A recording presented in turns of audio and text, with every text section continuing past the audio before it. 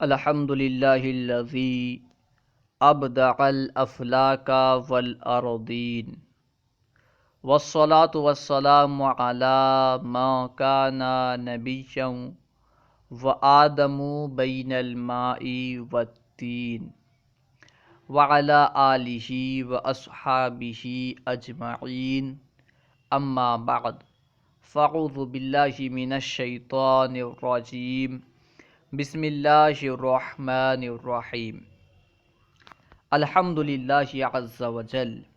ہم نصاب الصرف پڑھ رہے تھے۔ آج ہم انشاءاللہ عز وجل نصاب الصرف کا سبق نمبر 51 یعنی مشکل سیغوں کا بیان پڑھیں گے۔ چند ایسے سیغوں کے تعلق سے پڑھیں گے جنہیں سن کر طلباء کرام پریشان ہوتے ہیں اور غور و فکر کرنے میں مجبور ہو جاتے ہیں کہ یہ آخر کون سا صیغہ ہے۔ انشاءاللہ عز و جل چند ایسے صیغوں کے تعلق سے پڑھیں گے۔ تو آئیے شروع کرتے ہیں۔ سبق نمبر 51 الصیغ الصعبۃ یعنی مشکل صیغے۔ دیکھیں نیچے عنوان لکھا ہے مشکل صیغوں کا بیان، بریکٹ میں لکھا ہے ماخوذ از علم الصیغہ۔ علم الصیغہ ایک کتاب ہے، علم صرف کی کتاب ہے جو اکثر مدارس میں داخل نصاب ہے۔ اصل کتاب تو فارسی میں ہے لیکن ابھی اردو میں بھی دستیاب ہے اور بعض مدارس میں اردو میں پڑھائی جاتی ہے اور بعض میں فارسی میں پڑھائی جاتی ہے۔ کہنے کا مقصد یہ ہے کہ یہ جو بیان ہے نصاب الصرف میں یہ علم الصیغہ سے لیا گیا ہے۔ علم الصیغہ نامی جو کتاب ہے اس سے ماخوذ ہے، اس سے لیا گیا ہے۔ ماخوذ یعنی لیا گیا ہے، اخذ کیا گیا ہے، از یعنی سے، علم الصیغہ کتاب کا نام، ماخوذ از علم الصیغہ یعنی علم الصیغہ سے لیا گیا ہے۔ نوٹ: یہاں صیغوں کو ان کے تلفظ والی شکل میں لکھ کر بریکٹ میں رسم الخط کے انداز میں لکھا جائے گا۔ ایک ہے رسم الخط اور ایک ہے تلفظ والی شکل۔ رسم الخط یعنی جس لفظ کو جس طرح لکھا جاتا ہے اسے رسم الخط کہتے ہیں، اور تلفظ میں جو حروف ادا ہوتے ہیں، جتنے حروف کا تلفظ کیا جاتا ہے، اس اعتبار سے صیغے کی جو صورت بنتی ہے، جو شکل بنتی ہے، اسے تلفظ والی شکل سے یہاں تعبیر کیا گیا ہے۔ یہاں بیان کر رہے ہیں کہ صیغے کی جو تلفظ والی شکل ہے، یعنی تلفظ میں جو حروف ادا ہوتے ہیں انہیں اگر لکھا جائے تو جو شکل بنے گی وہ شکل یہاں پہ لکھیں گے اور بریکٹ میں رسم الخط والی شکل جو ہے اسے لکھیں گے۔ مثلا فتقونی، فتقونی میں دیکھیں فا کو تا کے ساتھ ملا کر لکھا گیا ہے، کیونکہ فا کو تا کے ساتھ ملا کر پڑھا جاتا ہے، تلفظ میں فا کو تا کے ساتھ ملا کر ادا کیا جاتا ہے، فتقونی۔ بریکٹ میں دیکھیں فا کے بعد الف لکھا گیا ہے، ٹھیک ہے، فتقونی پڑھیں گے تو فتقونی، لیکن جو اصل رسم الخط ہے وہ الف کے ساتھ ہے، یعنی فا کے بعد الف بھی لکھا جاتا ہے۔ کیونکہ الف کا تلفظ نہیں ہوتا، الف کو نہیں پڑھتے، اس لیے اسے یہاں لکھیں گے نہیں۔ اصل صورت جو ہے وہ تو الف کے ساتھ ہے، لیکن کیونکہ انہوں نے بیان کیا رسم الخط والی صورت کو بریکٹ میں لکھیں گے، اور جو تلفظ والی شکل ہے، تلفظ میں جو شکل پیدا ہوتی ہے اسے شروع میں لکھیں گے، پہلے لکھیں گے، ٹھیک ہے۔ اس لیے فتقونی میں دیکھیں الف کو لکھا نہیں گیا ہے اور اس کے بعد جو بریکٹ میں لکھا ہے اس میں الف کو لکھا گیا ہے، ٹھیک ہے۔ اب نیچے دیکھیں یہ تمام صیغے قرآن مجید سے لیے گئے ہیں تاکہ طلباء کرام کے لیے ان صیغوں کو سمجھنے کے بعد آیات کے معنی کو سمجھنا آسان ہو۔ جتنے بھی صیغے یہاں بیان کیے جائیں گے یہ سب قرآن مجید سے لیے گئے ہیں تاکہ طلباء کرام انہیں سمجھنے کے بعد آسانی کے ساتھ قرآن پاک کا معنی سمجھ سکیں اور اس کی آیت کا ترجمہ کر سکیں۔ جب وہ جو مشکل صیغے ہیں اگر وہ انہیں نہیں سمجھیں گے اور اس میں پریشان ہو جائیں گے تو اس طرح انہیں ترجمہ کرنے میں بھی دشواری ہوگی۔ تو جو مشکل صیغے ہیں اسے یہاں بیان کر دیں گے تاکہ طلباء کرام کو ترجمہ کرنے میں، معنی سمجھنے میں دشواری نہ ہو، پریشانی نہ ہو۔ صیغہ نمبر 1، سب سے پہلا جو صیغہ ہے وہ ہے فتقونی، ٹھیک ہے، تلفظ والی شکل یہی ہے، فتقونی، فا کو تا کے ساتھ ملا کر پڑھیں گے تو یہ تلفظ والی شکل ہے۔ اصل جو شکل ہے یعنی جس طرح لکھا جاتا ہے وہ کیا ہے، فا کے بعد الف بھی لکھتے ہیں، ٹھیک ہے. اصل میں ہے فتقونی، اصل میں تو تھا اتقونی، ٹھیک ہے. شروع میں فا داخل کیے تو ہمزہ وصل گر گیا، فتقونی ہو گیا. اب دیکھیں اس کی وضاحت کر رہے ہیں کہ اصل میں کیا تھا، کس طرح فتقونی ہوا. بیان کر رہے ہیں کہ دراصل یہ صیغہ اتقو جمع مذکر امر حاضر معروف باب افتعال لفیف مفروق ہے. فتقونی جو ہے یہ جمع مذکر حاضر کا صیغہ ہے، اتقو اصل میں کیا ہے، اتقو، ٹھیک ہے. کون سے باب سے ہے، باب افتعال سے. لفیف مفروق ہے. لفیف مفروق کس سے کہتے ہیں، یعنی جس میں دو حرف علت ہوں اور دونوں حرف علت جدا ہوں، دونوں ملے ہوئے نہ ہوں، ٹھیک ہے، اسے کہتے ہیں لفیف مفروق. تو اتقو میں جو حروف اصلیہ ہیں وہ کیا ہیں، اصل میں حروف اصلیہ واو قاف یا، ٹھیک ہے. واو قاف یا یہ اس کے حروف اصلیہ ہیں. بیچ میں واو اور یا کے درمیان قاف ہے، اس لیے یہ لفیف مفروق ہے، کیونکہ واو اور یا جو کہ حرف علت ہیں، دونوں حرف علت ہیں اور دونوں ملے ہوئے نہیں ہیں، دونوں کے درمیان فا بطور فاصلہ ہے، اس لیے یہ لفیف مفروق ہیں، ٹھیک ہے. بیان کر رہے ہیں کہ دراصل یہ صیغہ اتقو جمع مذکر امر حاضر معروف باب افتعال لفیف مفروق ہے. اس کے شروع میں فا آنے کی وجہ سے حمزہ وصل گر گیا. اتقو تھا تو فا شروع میں آیا، حمزہ وصل گر گیا، یعنی پڑھنے میں نہیں آئے گا. لکھا تو جائے گا، پڑھنے میں نہیں آئے گا. گرنے سے مراد کیا ہے، تلفظ سے گر گیا، رسم الخط سے نہیں گرا. آخر میں یا متکلم تھی، آخر میں یا متکلم تھی مفعول کی ضمیر، اس کو بیان کرتے ہیں کہ آخر میں یا متکلم تھی جسے گرا دیا گیا. کیوں گرایا گیا، اب بیان کر رہے ہیں. جسے گرا دیا گیا فعل اور یا متکلم کے درمیان نون وقایا ہے. اور بیان کرتے ہیں کہ اچھا جو نون ہے فتقونی میں جو نون ہے یہ کون سا نون ہے، اس کو بیان کر رہے ہیں کہ فعل اور یا متکلم کے درمیان نون وقایا ہے، ٹھیک ہے. آخر میں یا متکلم تھی جسے گرا دیا گیا ہے، فعل اور یا متکلم کے درمیان نون وقایا ہے، تاکہ فعل کے آخر کو کسرہ سے بچایا جائے.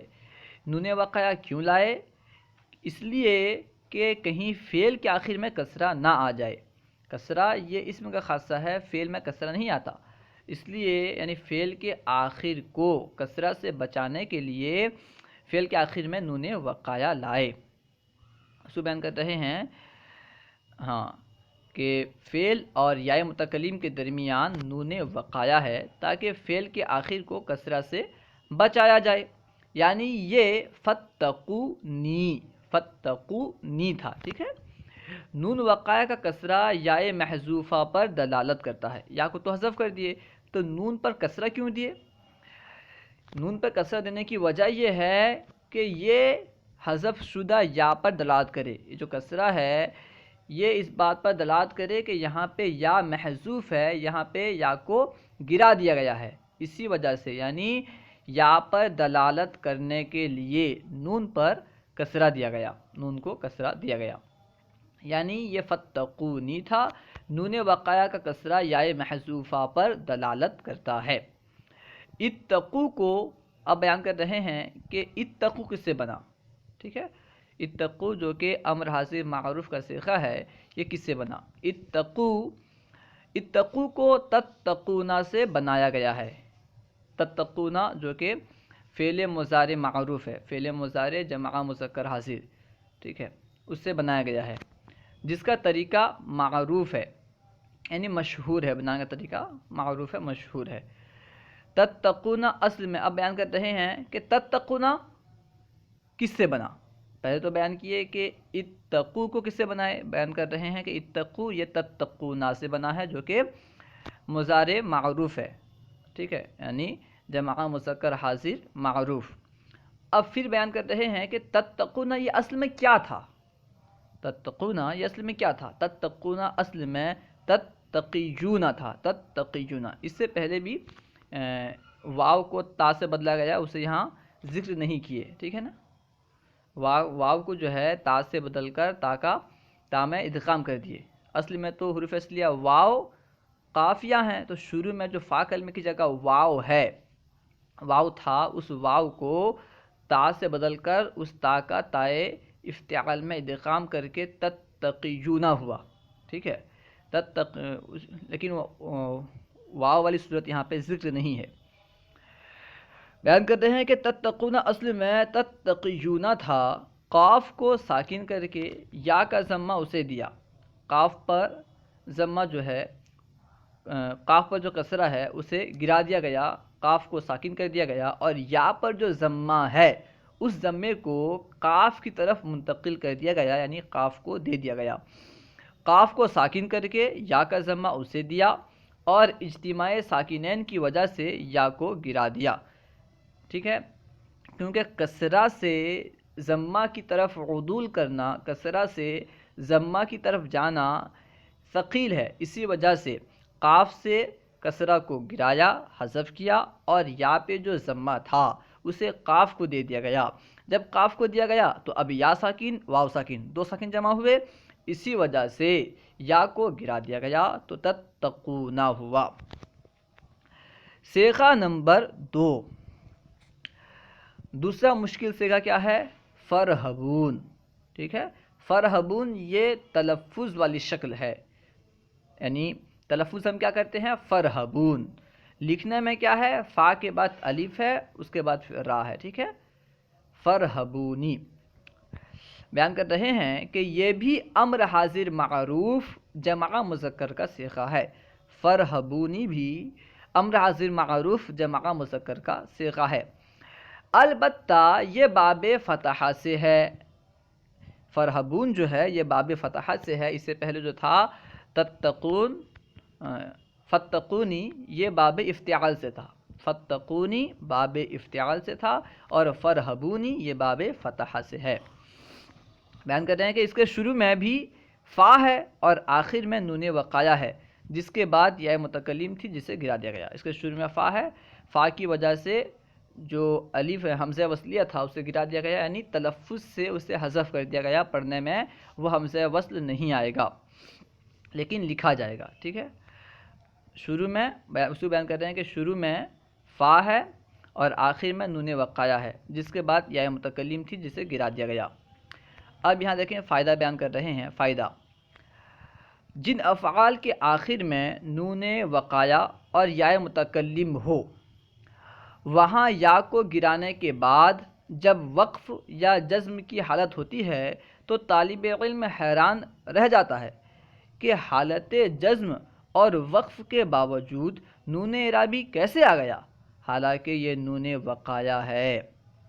بیان کرتے ہیں کہ طالب علم کو یہاں پہ پریشانی کیوں ہوتی ہے، دشواری کیوں ہوتی ہے. اس کی وجہ یہ ہے کہ جب وقف کے بعد وقف یا جزم کی حالت ہوتی ہے، ٹھیک ہے، یعنی بیان کر رہے ہیں کہ دیکھیں جن افعال کے آخر میں نون وقایا اور یا متکلم ہو، نون وقایا ہو اور یا متکلم ہو، یا کو گرا دیتے ہیں تو نون باقی رہتا ہے.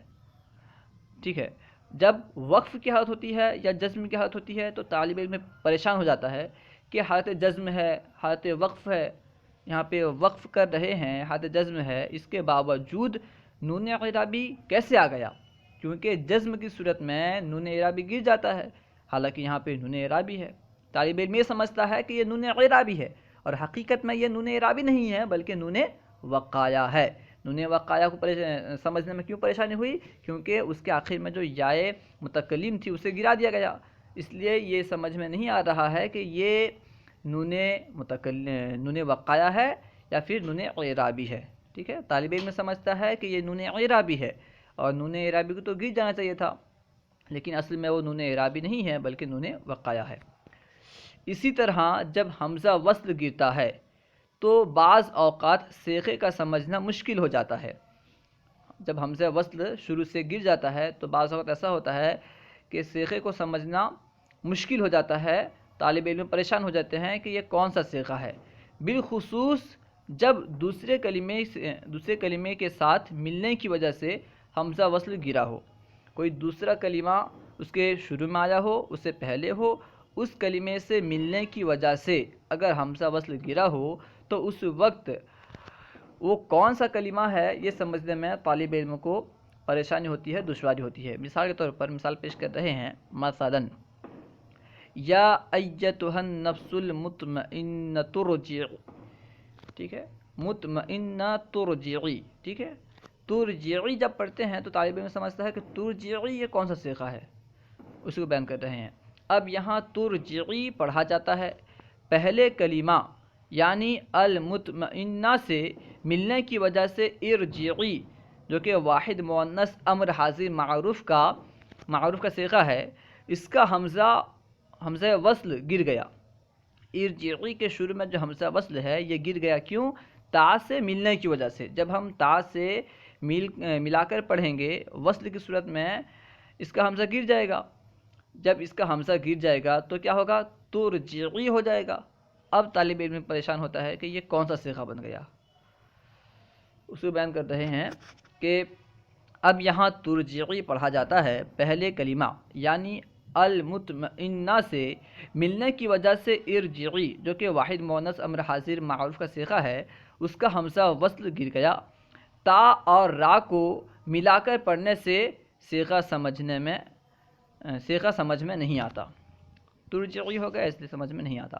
دوسری مثال پیش کر رہے ہیں، یا ایھا الناس اعبدوا، ٹھیک ہے، ناس اعبدوا، یہ اصل میں ہے اعبدوا، جمع مذکر امر حاضر معروف، امر حاضر کا صیغہ ہے، ٹھیک ہے، لیکن جب ہم اسے سین سے ملا کر پڑھتے ہیں، سین کو عین کے ساتھ ملا کر پڑھتے ہیں تو کیا ہوتا ہے؟ سعبدوا، یا ایھا الناس اعبدوا، تو سننے میں سعبدوا آتا ہے۔ ہم سمجھتے ہیں، طلباء کرام سمجھتے ہیں کہ یہ سعبدوا کون سا صیغہ ہے، تو اس لیے پریشانی ہوتی ہے۔ اس کو بیان کر رہے ہیں کہ لیکن سعبدوا پڑھنے سے صیغے کو سمجھنا مشکل ہو گیا۔ اسی طرح اذا قیل رجعوا میں لرجعوا، ٹھیک ہے، لام کو را کے ساتھ ملا کر پڑھیں گے تو کیا ہوگا؟ اذا قیل رجعوا، تو طالب علم سمجھتا ہے لرجعوا یہ کون سا صیغہ ہے، ٹھیک ہے، اس لیے پریشانی ہوتی ہے ملا کے پڑھنے کی وجہ سے۔ اسی طرح اذا قیل رجعوا میں لرجعوا، اور رب ارجعونی میں برجعون، یہاں پہ با کو را کے ساتھ ملا کے پڑھیں گے تو کیا ہوگا؟ برجعونی۔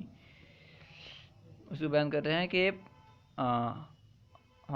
اور رب ارجعونی میں برجعونی کے بارے میں تشویش ہو جاتی ہے کہ یہ کون سا صیغہ ہے، حالانکہ یہ دونوں جمع مذکر امر حاضر کے صیغے ہیں، ٹھیک ہے، ارجعونی بھی جمع مذکر امر حاضر کا صیغہ ہے، اس طرح اعبدوا بھی جمع مذکر امر حاضر کا صیغہ ہے۔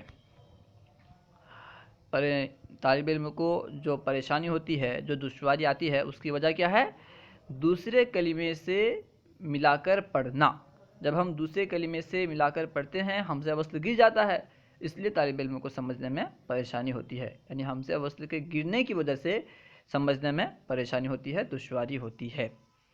اور ایک صورت کیا ہے، اس سے پہلے بیان کیے کہ آخر میں نون وقایا ہو اور اس کے آخر میں جو یا متکلم ہو اسے گرا دیا گیا ہو، یا متکلم گر گئی ہو اور نون وقایا باقی ہو۔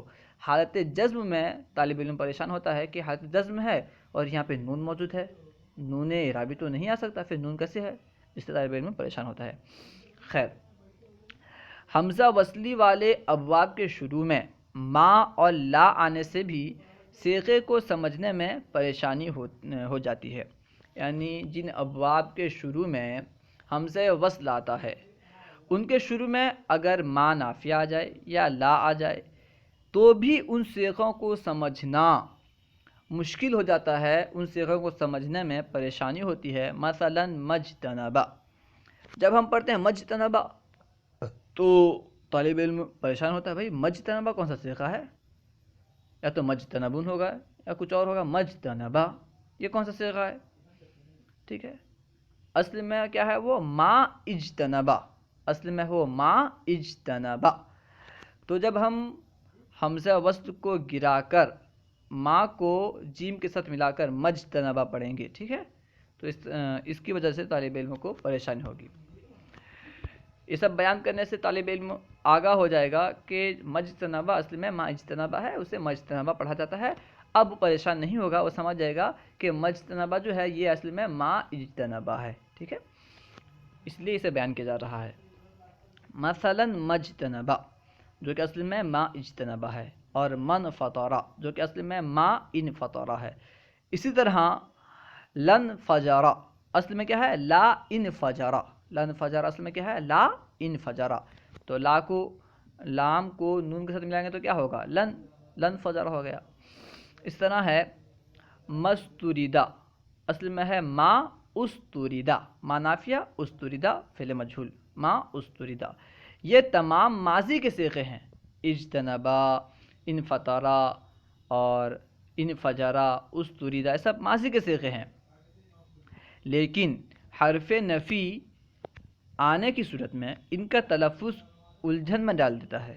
شروع میں جب حرف نفی ما یا لا آ جاتا ہے تو اس وقت جو ان کا تلفظ ہوتا ہے، اس وقت جو ان کو پڑھنے کی صورت ہوتی ہے، یہ ہمیں الجھن میں ڈال دیتی ہے۔ اب بیان کر رہے ہیں کہ صیغے کے مشکل ہونے کی اور کیا وجہ ہے۔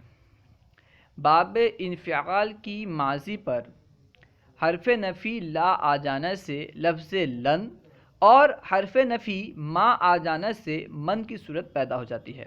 باب انفعال کے شروع میں نون ہے، ٹھیک ہے، حمزہ کے بعد نون ہے، تو جب اس کے شروع میں یعنی باب انفعال کے شروع میں حرف نفی ما آئے گا، حمزہ وصل ہے اس لیے حمزہ وصل کو گرا دیں گے، تو ما کو نون کے ساتھ ملا کے پڑھیں گے تو کیا ہوگا؟ من ہو جائے گا، اور لام آئے گا حرف نفی لام، تو اس وقت کیا ہوگا؟ لن کی صورت پیدا ہو جائے گی۔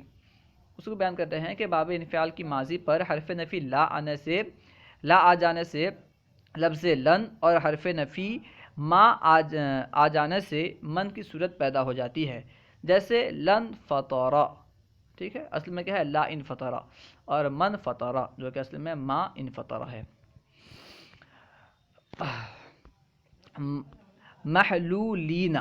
محلولین جمع مذکر اسم مفعول حالت نصب و جر کے علاوہ ناقص باب افعال سے جمع مؤنث غائب نفی ماضی مجہول کا صیغہ بھی آتا ہے۔ محلولین دو صیغہ ہو سکتا ہے، اس میں دو احتمال ہے۔ ایک احتمال تو یہ کہ محلولین جمع مذکر اسم مفعول کا صیغہ ہے جو کہ حالت نصبی یا حالت جری میں ہے، ٹھیک ہے، اصل میں ہوگا محلولونا، جب حالت نصبی میں یا جری میں ہوگا تو محلولینا، یہ اسم مفعول کی صورت ہے۔ اور محلولینا میں ایک احتمال یہ بھی ہے کہ یہ باب افعال سے جمع مؤنث غائب کا صیغہ ہو، جمع مؤنث غائب نفی ماضی مجہول کا صیغہ ہو، ٹھیک ہے، تو دونوں کا صیغہ اس طرح آئے گا، اس لیے طالب علم پریشان ہو جائے گا کہ یہ اسم مفعول کا صیغہ ہے یا باب افعال سے جمع مؤنث غائب کا صیغہ ہے، جمع مؤنث غائب نفی مجہول کا صیغہ ہے، ٹھیک ہے نا۔ تو اب دونوں کو بیان کر دیا گیا، جہاں جو معنی سیٹ ہو اس اعتبار سے ترجمہ کرنا ہے اور اسے وہی ماننا ہے، ٹھیک ہے۔ مثلا ما احلولینا، ٹھیک ہے، پڑھنے میں کیا ہوگا؟ محلولینا، ما یہ حرف نفی ہے، اس کے بعد احلولینا جو کہ ماضی مجہول کا صیغہ ہے، ماضی مجہول کا صیغہ ہے احلولینا، اور شروع میں ما نافیہ ہے، جب ملا کے پڑھیں گے تو کیا ہوگا؟ محلولینا، اس میں مفعول کی صورت پیدا ہو جائے گی پڑھنے کی صورت میں، لیکن اگر اس طرح لکھا جائے ما احلولینا تو سمجھدار سمجھ جائے گا کہ یہ ماضی مجہول کا صیغہ ہے، اس میں مفعول کا صیغہ نہیں، اگرچہ اس کی تلفظ جو ہے اس میں مفعول کی طرح ہے۔ اسی طرح مضروبینا جمع مذکر اسم مفعول باب ضرب یضرب کے علاوہ باب افعال سے ماضی منفی جمع مؤنث غائب کا صیغہ بھی بنتا ہے۔ مضروبینا یہ اسم مفعول کا صیغہ ہے، ٹھیک ہے، مضروبینا، ٹھیک ہے، یہ ضرب یضرب سے اسم مفعول کا صیغہ ہے، اصل میں ہے مضروبونا، حالت نصبی میں یا حالت جری میں مضروبینا ہوگا۔ تو اسی کی طرح باب افعال سے ماضی منفی جمع مؤنث غائب کا صیغہ بھی آتا ہے، جیسے ما اضروبینا، ما نافیہ اضروبینا، یہ باب افعال سے ماضی منفی جمع مؤنث غائب کا صیغہ ہے، اضروبینا، ملا کے پڑھیں گے تو کیا ہوگا؟ مضروبینا۔ اسے کوئی سننے والا سمجھے گا کہ یہ باب ضربہ سے اسم مفعول کا صیغہ ہے، ٹھیک ہے نا، اس طرح وہ پریشانی میں پڑ سکتا ہے۔ اب آپ کو معلوم ہو گیا کہ دونوں احتمال ہے، جہاں جو معنی سیٹ ہو آپ اسے مانیں۔ اگر وہاں پہ اسم مفعول کا معنی درست ہوتا ہو تو آپ اسے اسم مفعول مانیں، اور اگر ماضی مجہول کا معنی سیٹ ہوتا ہو، ماضی منفی مجہول کا، تو آپ اسے ماضی مجہول منفی مانیں، ٹھیک ہے۔ اگر رسم الخط میں ما عذرو بینا لکھا ہے، ٹھیک ہے نا، یعنی الف کے ساتھ ما پہلے موجود ہے، تو ظاہر سی بات ہے وہاں پہ ماضی مجہول ہی ماننا ہے، وہاں پہ تو اس میں مفعول کی بات ہی نہیں۔ یہ آپ کو تب سمجھنا ہے، یعنی دونوں میں سے کوئی ایک معنی تب متعین کرنا ہے جبکہ آپ کوئی کلام سن رہے ہوں، آپ کے سامنے لکھت طور پر یہ موجود نہ ہو، اور آپ کے ذہن میں تشویش ہو کہ یہ کون سا صیغہ ہے۔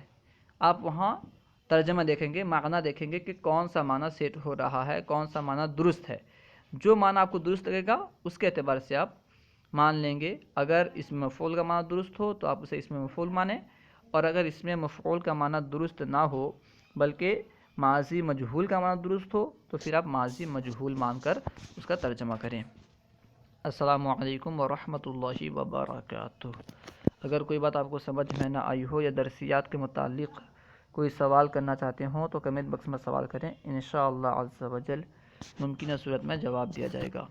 السلام علیکم ورحمۃ اللہ وبرکاتہ۔